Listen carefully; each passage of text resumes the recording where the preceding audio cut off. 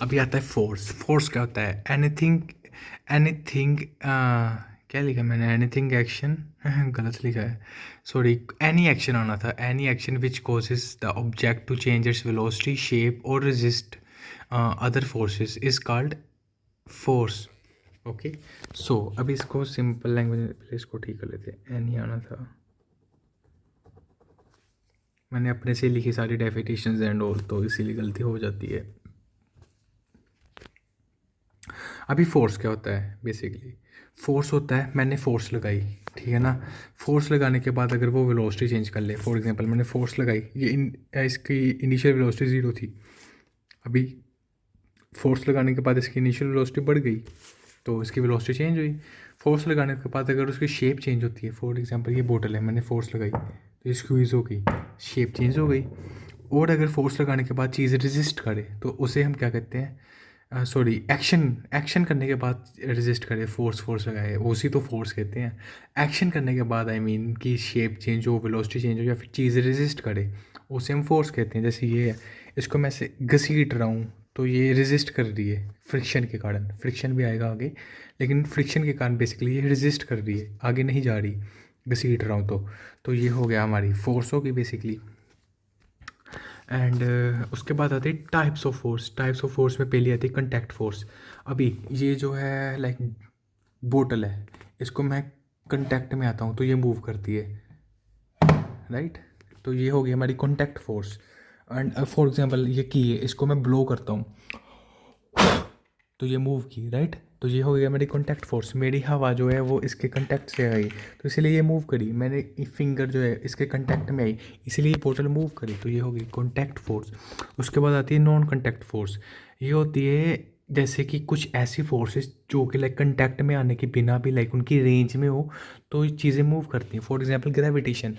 अभी ये की जो है ये नीचे को क्यों है? लाइक ये ऐसे भी तो हो सकती थी, ऐसे भी तो हो सकती थी, लेकिन ये नीचे को क्यों है? क्योंकि ग्रेविटी इसको नीचे को पुल कर रही है, तो इसीलिए ये हो जाएगी नॉन कॉन्टैक्ट फोर्स। इसमें ग्रेविटी आ सकती है, इलेक्ट्रोमैग्नेटिज्म आ सकता है। एंड उसके बाद आती है, वैसे तो ये दोनों ही टाइप्स दी हैं, लेकिन रियल लाइक आगे जाके आपको ये वाली टाइप्स भी आएंगी। चार टाइप्स होती है बेसिकली अदर देन दिस। एक होती है ग्रेविटेशन फोर्स, एक होती है इलेक्ट्रोमैग्नेटिक फोर्स, एक होती है स्ट्रॉन्ग न्यूक्लियर फोर्स, एक होती है वीक न्यूक्लियर फोर्स। तो ये चार होती हैं। ग्रेविटेशन तो आपको पता ही है, लाइक कोई भी दो ऑब्जेक्ट्स है, जैसे ये एक ऑब्जेक्ट है, इसकी खुद की एक ग्रेविटेशनल फील्ड होती है, लेकिन वो बहुत ज़्यादा कम होती है।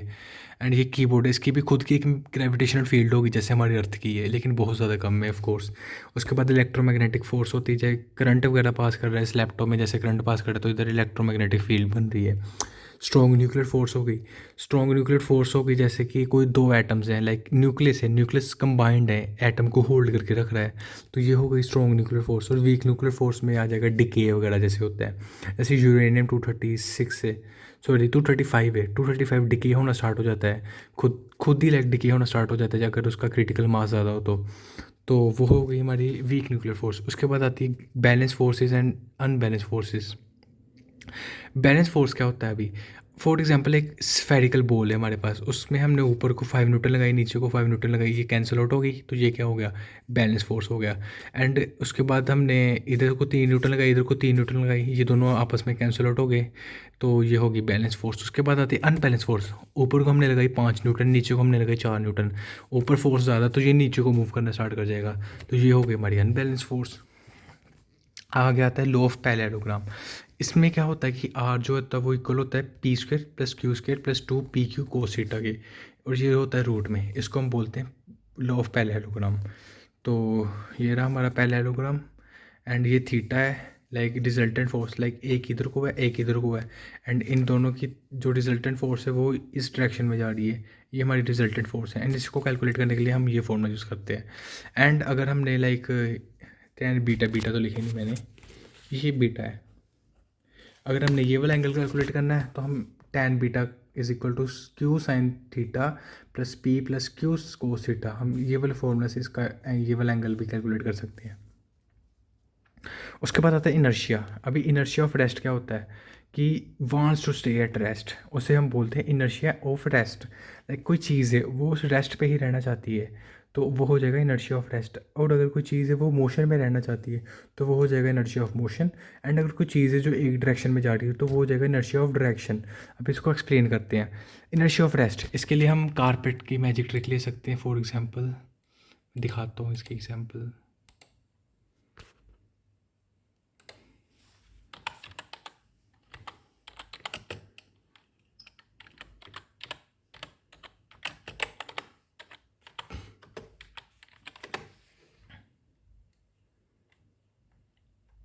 पुलिंग कारपेट लिखना था मैंने, फिर मैं टाइप कर लूँ।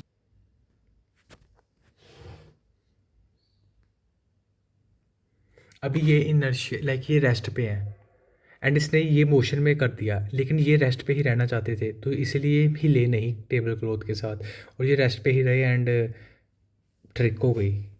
तो बेसिकली यहाँ पे इनर्शिया रेस्ट है एक्चुअली।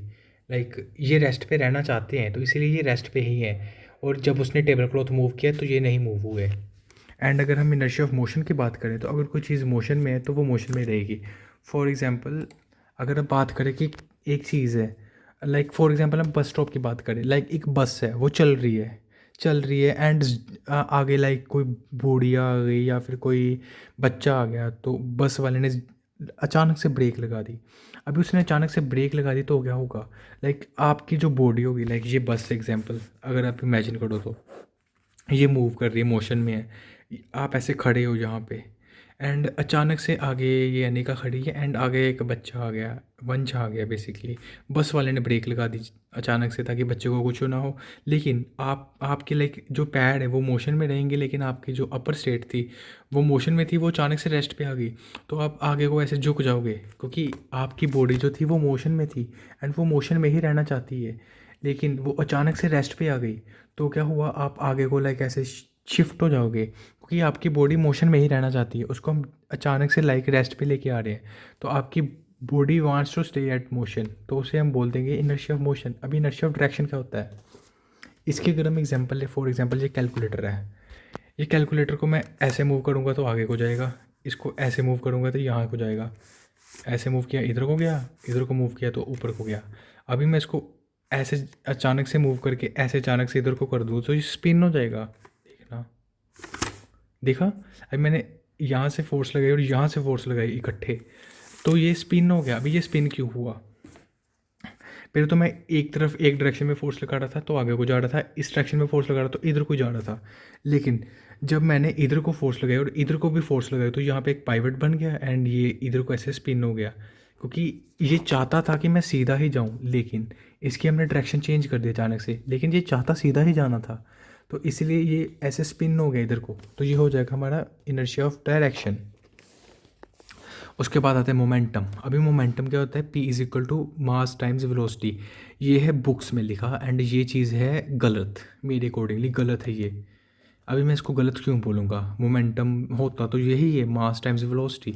आप गूगल कर लो, चैट जीपीटी पे देख लो, बुक्स में देख लो, यही लिखा है। लेकिन अभी बात आती है अगर हम साइंस की बात करें तो ये आपको पता ही होगा कि साइंस हर टाइम चेंज होती रहती है, राइट। लाइक साइंस जो है वो बहुत ज़्यादा वास्ट है, लाइक हमें आधे से ज़्यादा चीज़ें पता भी नहीं है। अगर मैं इसकी एग्जांपल लूँ, इसको गलत कैसे प्रूव कर सकते हैं, बहुत ज़्यादा सिंपल एक्चुअली। आप क्या करो, लाइट की एग्जांपल ले लो। अभी लाइट क्या होती है, लाइक जो फोटोन होता है उसका मास तो ज़ीरो होता है, तो इसका मतलब उसके पास मोमेंटम नहीं है, क्योंकि मोमेंटम क्या होता है, मास टाइम वेलोसिटी। उसका तो मास ही नहीं है फोटोन का, तो उसके पास मोमेंटम कैसे है। अभी वो तो हमें पता है कि वो मूव तो करता ही है ना, पहले मोमेंटम बता दो वो क्या होता है। मोमेंटम होता है कि कितना मोशन है एक ऑब्जेक्ट के पास, लाइक ऑब्जेक्ट कैसे मूव कर रहे हैं, लाइक उसके पास मोशन है तो है कितना, एक आइडिया उस मोशन का, वो आइडिया को हम बोलते हैं मोमेंटम। ये होता है मोमेंटम बाय द वे। तो बेसिकली जो लाइक लाइट होती है उसके पास तो मोशन लाइक मास है ही नहीं, तो उसके पास मोमेंटम कैसे आया। तो आइंस्टाइन ने इस प्रॉब्लम को सॉल्व करने के लिए ये वाला फॉर्मूला दिया था फिर, E square is equal to P C square plus M C square का स्क्वेयर। तो इसको अगर हम सिंप्लीफाई करें तो ये बन जाता है मोमेंटम इज इक्वल टू क्या कहते हैं, एनर्जी अपॉन कोज़ैलिटी। सी वैसे कोज़ैलिटी होता है, लेकिन कोज़ैलिटी ही स्पीड ऑफ लाइट होती है। कोज़ैलिटी बेसिकली एक बैरियर होता है कि इससे ज़्यादा हम स्पीड अचीव नहीं कर पाते। एंड अभी तक जो स्पीड ऑफ लाइट है वो कोज़ैलिटी है, क्योंकि उससे वो हमारे बैरियर है एक हिसाब से, लाइक उससे ज़्यादा स्पीड हम अचीव नहीं कर पाएंगे। लेकिन अगर फॉर एग्जांपल हम हाइपोथेटिकली बात करें, हाइपोथेटिकली बोल रहा हूँ, पहले बोल दूँ, हाइपोथेटिकली अगर हम बात करें तो कोई लेस से कि इलेक्ट्रॉन है, इलेक्ट्रॉन की स्पीड ऑफ लाइट से ज़्यादा है, तो फिर कोज़ैलिटी इलेक्ट्रॉन की स्पीड हो जाएगी। लेकिन हमारे यूनिवर्स की बात करें अगर, तो उसमें स्पीड सबसे ज़्यादा स्पीड, लाइक बैरियर स्पीड कितनी है जिसके हम पार नहीं जा सकते, वो है स्पीड ऑफ लाइट। तो कोज़ैलिटी हमारी स्पीड ऑफ लाइट हो जाएगी।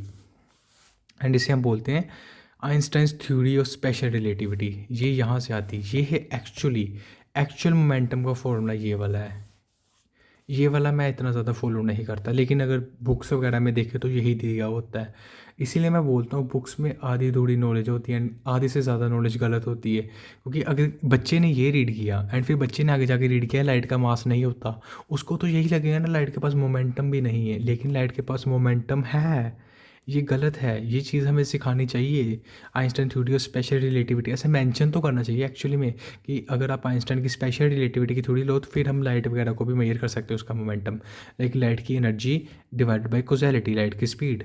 तो इससे हम हमारा मोमेंटम आ जाएगा लाइट का। लेकिन यही चीज़ तो नहीं कराते स्कूल में, यही मेरे को बुरा लगता है एक्चुअली में। लाइक मोमेंटम होता है, तो ऐसी चीज़ें हैं कई जगह की जो कंफ्यूज कर सकती हैं, लेकिन उसका बस सॉल्यूशन होता है, बस ढूंढना पड़ता है थोड़ा सा। वे बाय द वे, ये एक्चुअली ये भी दर्शाता है कि लाइक हमारी साइंस कितनी बैकवर्ड है। लाइक अभी तक कई चीज़ों हैं जिनका हमारे पास आंसर नहीं है। वैसे तो आधे से ज़्यादा टीचर्स को पता ही नहीं होता कि लाइट का मोमेंटम होता है। आधे से ज़्यादा टीचर यही बोल देते हैं कि लाइट का मोमेंटम होता ही नहीं, क्योंकि उसके पास मास ही नहीं है। अभी क्या ही कर सकते हैं। मैंने रेडिट पे रीड किया था, रेडिट पे भी एक यूज़र था, वो बोल रहा था कि उसने अपने टीचर से पूछा था कि लाइट का मोमेंटम होता है, उसके पास मास तो ज़ीरो है, तो उसके पास मोमेंटम कैसे आ गया। तो उसके टीचर ने बोल दिया सीधे कि मोमेंटम है ही नहीं लाइट का।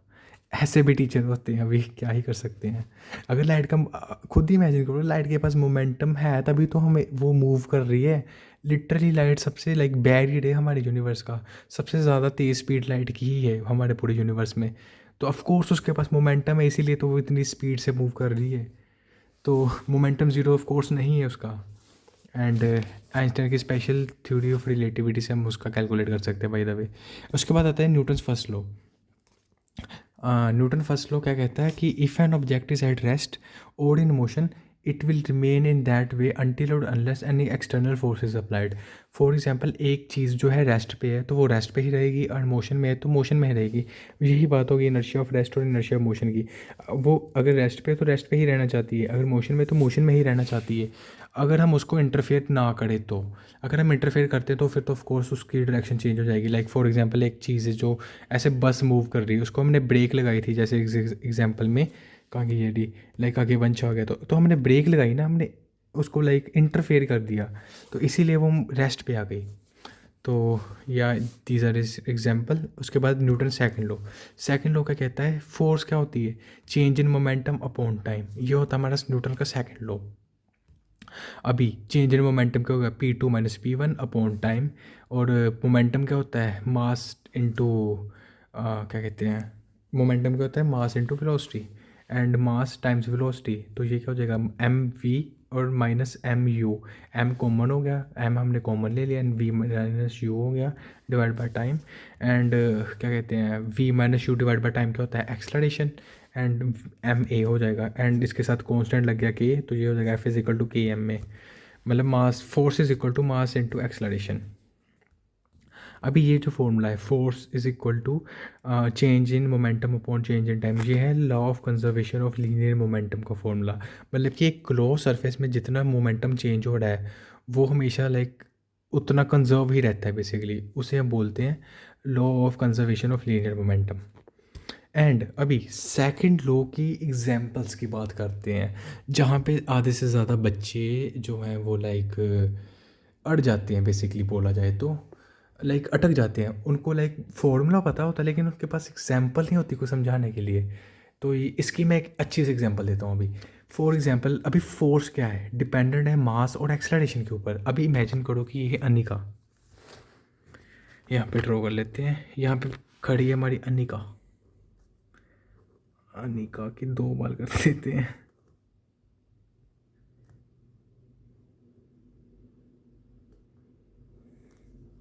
यहाँ पे खड़ी है हमारी अनिका। अभी अनिका के ऊपर हमने तोप तोप चला दी। तोप के अंदर हमने 2 गोले डाले, 2 तोपे चला दी, चलो मान लेते हैं। एक गोला है थर्माकोल का, ये थर्माकोल का गोला, इसका वेट है 10 ग्राम।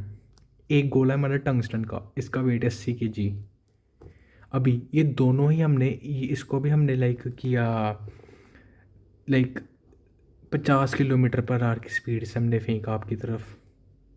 एंड इसको भी हमने फेंका लाइक 50 km/h की तरफ। लाइक इतनी स्पीड से हमने दोनों गोले फेंके, एक के 10 ग्राम का, एक 80 kg का। अभी दोनों ही गोले आपसे टकराए। जो 10 ग्राम वाला है वो 50 km की स्पीड से आपसे टकराया। आपको तो कुछ नहीं होगा ऑफ कोर्स, क्योंकि स्पीड कम, लाइक स्पीड ज़्यादा थी लेकिन वेट कम था। थर्माकोल की बॉल ही थी, कुछ नहीं हुआ आपको। लेकिन 80 किलो के भी बॉल जो थे वो आपसे टकराएगी 50 km की स्पीड से, तो ऑफ कोर्स चोट लगेगी। तो जितना ज़्यादा मास है उतना ज़्यादा लाइक फोर्स लगी। यही है, लाइक एक्सलरेशन दोनों का सेम है, एक्सलरेशन सेम है लेकिन मास डिफरेंट है। जितना ज़्यादा मास था उतनी ज़्यादा फोर्स लगी, डायरेक्ट प्रोपोर्शन हो गया, राइट। एंड यही अगर हम बात करें एक और चीज़ की, लाइक एक थ्योरी आपने सुनी होगी। अगर हम स्पीड ऑफ लाइट से एक सुई को अर्थ की तरफ फेंक दें, एक सुई को सिर्फ, अभी सुई का तो इतना ज़्यादा मास नहीं होता लेकिन एक्सलरेशन स्पीड ऑफ लाइट जितनी है तो वो अर्थ को लाइक पियर्स कर देगी, लाइक उसको फाड़ के चली जाएगी। तो क्योंकि मास इनटू एक्सलरेशन है, अभी मास चाहे कम हो लेकिन एक्सलरेशन हद से ज़्यादा होगी, स्पीड ऑफ लाइट जितनी होगी तो फोर्स भी स्पीड ऑफ लाइट जितनी लगेगी फिर, वो भी देखो। तो इसीलिए जो फोर्स है वो डिपेंडेंट होती है मास टाइम्स एक्सलरेशन से। तो ये एग्जांपल हो सकती है, अगर हमने 2 कैनन बॉल्स ली सेम स्पीड पे लेकिन डिफरेंट मासेस पे, तो जो ज़्यादा मास वाली होगी वो ज़्यादा हर्ट करेगी, वो ज़्यादा फोर्स एक्सर्ट करेगी, इसीलिए वो ज़्यादा हर्ट भी करेगी। तो ये एग्जांपल आ सकती है सेकंड लॉ में। उसके बाद आता है थर्ड लॉ। थर्ड लॉ में क्या कहता है, when an object exerts a force on something that object also exerts the same force. Like एक ऑब्जेक्ट है, अगर मैंने उसके ऊपर फोर्स लगाई तो वो भी मेरे ऊपर उतनी ही फोर्स लगाएगा। इसकी एग्जांपल आ सकती है गन का रिकॉइल। लाइक मैंने गन शूट की ऐसे, तो जो गन मैंने शूट की उसकी गोली तो आगे को जाई, लेकिन उसका जो जो गोली निकली है उसकी जितनी फोर्स है वो मेरे हाथ पे भी पड़ेगी। लाइक मेरा हाथ ऐसे पीछे को जाएगा। मैं इसकी एग्जांपल लाइव भी दिखा देता हूँ। गन रिकॉइल, कोई वीडियो मिल जाए, शॉर्ट वीडियो नहीं है ये रही। ये तो कुछ ज़्यादा ही हो गया रिकॉइल। अभी ये देखा, इसने शॉर्ट गन पकड़ी थी। शॉर्ट गन का रिकॉइल, शॉर्ट गन की पावर बहुत ज़्यादा होती है, हद से ज़्यादा पावर होती है शॉर्ट गन की। तो इसने आगे को शूट किया, शॉर्ट गन पीछे को चलेगी। ये होता है like Newton third law of motion. इसे हम बोलते हैं Newton third law of motion. Like जो चीज़ जितनी ज़्यादा फोर्स लगाती है उतनी ही फोर्स उसके ऊपर भी लगती है, उस चीज़ के ऊपर भी। एंड उसके बाद आता है इम्पल्स। अभी इम्पल्स क्या होता है, वो होता है कि एक इंस्टेंटेनियस पे जितनी हमने फोर्स लगाई उसको, लाइक एक इंस्टेंटेनियस टाइम पे हमने जितनी फोर्स लगाई वो होता है इम्पल्स। फॉर एग्जांपल अगर जो हमने लाइक कार है, ये जैसे अनिका है, अनिका कार चला रही है, इसका एक्सीडेंट हो गया तो ये गुस्सा कर रही है अभी, लेकिन हमारी गाड़ी टूट जाती है। हमारी गाड़ी टूटती है इसीलिए ये अंदर सेफ है, ये है इम्पल्स के कारण।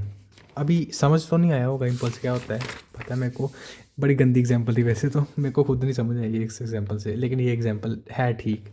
चलो इस एग्जांपल से समझाते हैं। ये मैंने एक और एग्जांपल बनाई है, ये एक्चुअली अच्छी एग्जांपल भी है। अभी हमने मान लेते हैं एक तरफ है अनिका।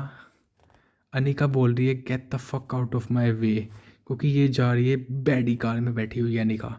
अनिका के पास गन है, वो ठोक देती है जो भी आ कहते हैं, सलमान खान बनी हुई है। एंड एक गाड़ी में है वंश। अभी वंश है और अनिका है। अभी अनिका ने क्या किया, उसने जेट पैक लगा दिया अपनी गाड़ी के पीछे। वंश के पास कोई जेट पैक नहीं है, लेकिन उसके जेट पैक कुछ सेकंड के लिए काम करते हैं, लेकिन इसकी गाड़ी 1 मिनट के लिए चल सकती है। अभी अगर हम एग्जांपल लें तो इसकी गाड़ी कॉन्स्टेंटली चल रही थी और इसने चलते चलते 0.1 सेकंड के लिए 25,000 न्यूटन की फोर्स लगा दी, लेकिन लगी सिर्फ 0.1 सेकंड के लिए। और इसने क्या किया, इसने कि गाड़ी चलते चलते इसने नाइट्रॉन कर लिया 50 न्यूटन का, लेकिन किया इसने 1 मिनट के लिए। अभी अगर हम बात करें तो इसकी लाइक जब ये इम्पल्स होगा, लाइक इस इम्पल्स के बाद इनकी गाड़ी का कितना एक्सलेरेशन रहेगा। लाइक ये गाड़ी चल रही है, इसको अचानक से बूस्ट मिल गया, तो ये अचानक से बूस्ट मिला 0.1 सेकंड के लिए, और उस बूस्ट मिलने के बाद इसका एक्सलेरेशन कितना था। लाइक बूस्ट मिलने के बाद, बूस्ट के टाइम तो ऑफ कोर्स इसका ही ज़्यादा था 25,000 न्यूटन, एंड इसका था 50 न्यूटन इसके टाइम। लेकिन इम्पल्स है बूस्ट के बाद, लाइक इसका एक्सलेरेशन कितना रहा बूस्ट मिलने के बाद, एंड इसका बूस्ट तो सिर्फ 50 न्यूटन ही था, ऐसे ऐसे एंड फिर ऐसे। लाइक लेकिन इसका बूस्ट का टाइम जो था वो 1 मिनट था, इसका था 0.1 सेकेंड।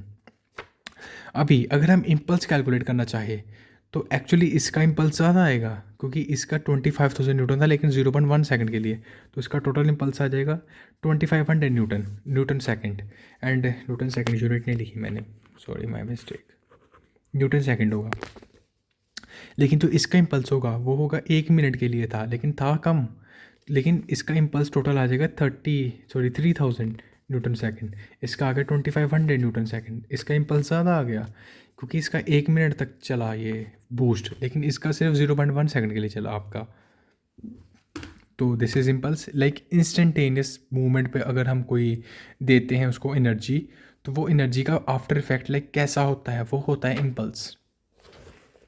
उसके बाद आती है फ्रिक्शन। फ्रिक्शन बेसिकली होता है resistance, resistance between force between two objects and one objects move. Like resistive force होती है एक दो ऑब्जेक्ट्स के बीच में, अगर एक ऑब्जेक्ट मूव करे तो। लाइक ये एक ऑब्जेक्ट है एंड इसका सरफेस एरिया बहुत ज़्यादा है एंड इसको मैं मूव करने का ट्राई करता हूँ, तो ये रेजिस्टेंस क्रिएट कर रही है, इसको हम बोलते हैं फ्रिक्शन। अब इसकी टाइप्स होती हैं, एक होती है स्टैटिक फ्रिक्शन। स्टैटिक फ्रिक्शन होता है फ्रिक्शन एट रेस्ट, बेसिकली जो रेस्ट पे फ्रिक्शन हो उसको हम बोलते हैं स्टैटिक फ्रिक्शन। एक आता है लिमिटिंग फ्रिक्शन, फ्रिक्शन वो वाला जब एक ऑब्जेक्ट मूव कर रहा हो, ठीक है ना, उससे हम बोलते हैं लाइक मूव कर नहीं रहा हो, सॉरी अबाउट टू मूव कर रहा हो, लाइक मूव करने वाला ही हो, उस मूवमेंट पे जो फ्रिक्शन होती है उसको हम बोलते हैं लिमिटिंग फ्रिक्शन। एंड उसके बाद आती है काइनेटिक फ्रिक्शन, ये एक्चुअली मेन है। काइनेटिक में आती है दो फ्रिक्शन, एक आती है स्लाइडिंग, एक आती है रोलिंग। एंड फॉर एग्जांपल ये है स्लाइडिंग फ्रिक्शन। अभी ये जो है ये स्लाइड कर रही है बॉक्स को, अनिका इधर स्लाइड कर रही है एंड ये बोलती है I am fucking sliding you motherfucker, and अनिका.com का इसका पैकेज आया है एंड ये स्लाइड कर रही है, तो ये हो जाएगा स्लाइडिंग फ्रिक्शन, क्योंकि वो बॉक्स है वो मूव कर रहा है इस डायरेक्शन में, इसको इस डायरेक्शन में फोर्स लग रही है, लेकिन इसकी फ्रिक्शन जो ग्राउंड के साथ है वो इस डायरेक्शन में जा रही है, ये रेजिस्ट कर रही है, ये इधर को एंड ये इधर को, तो इसको हम बोल देंगे स्लाइडिंग फ्रिक्शन। एंड उसके बाद आता है रोलिंग फ्रिक्शन। अगर ये मान लेते हैं ये बॉल है, ये ऐसे रोल कर रही है, ये ऐसे घूम रही है, एंड इसको हम बोल देते हैं रोलिंग फ्रिक्शन, क्योंकि जो ग्राउंड है वो इसको इस साइड को रेजिस्ट कर रही है एंड ये इसीलिए स्पिन भी कर रही है, नहीं तो बॉल जो है वो तो ऐसे ही मूव कर जाए। जैसे ये फॉर एग्जांपल ये सिलेंडर है,